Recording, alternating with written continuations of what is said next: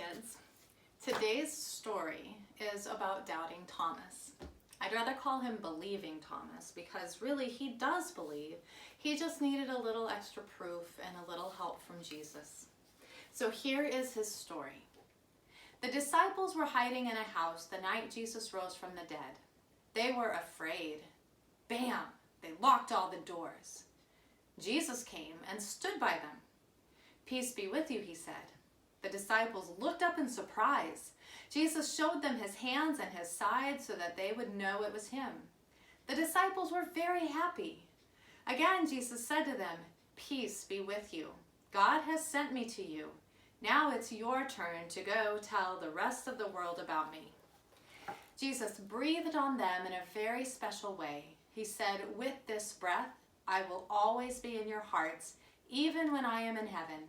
You now have the power to do the things I've asked you to do." Thomas was the only disciple not there that night. When he got back, the others excitedly told him about Jesus' visit. "I don't believe you," Thomas said. "I'll believe when I can touch Jesus' wounds." A week later, Thomas and the other disciples were in the same house. Jesus came again and stood with them. "Peace be with you," he said to them. "Thomas," Jesus commanded, "come here. Give me your hand. Put your finger on the wounds in my hand. Put your hand in the wound on my side. Do not doubt anymore. It's time for you to believe." Thomas's eyes popped. "My Lord and my God," he exclaimed. Jesus answered him, "You believe because I'm here with you and you've touched me. Think of those who have not seen me, but believe in me anyway. You should believe even when you cannot see it for yourself." Now there are times when we feel stuck. Maybe we feel stuck at home, or we feel stuck in a problem for school, or we just feel stuck.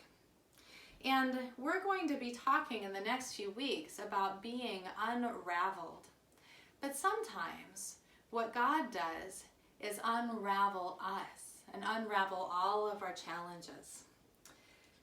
So when we feel stuck, it's like we're in a knot. We can't break it. And when Jesus says, "Peace be with you,"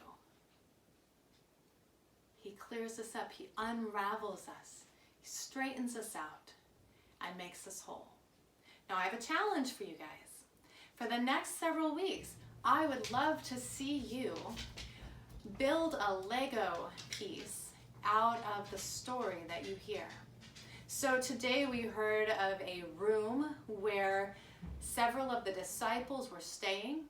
You can build a room out of Legos, put your little people, the disciples, in there, show where Jesus came in the door or through the door, show Thomas, maybe set up a table, set up how you think the room would look, and then next week you can do it again for the new story. And I would love to see pictures of your Lego displays on Facebook.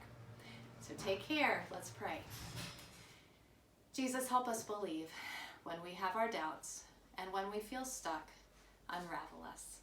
Amen.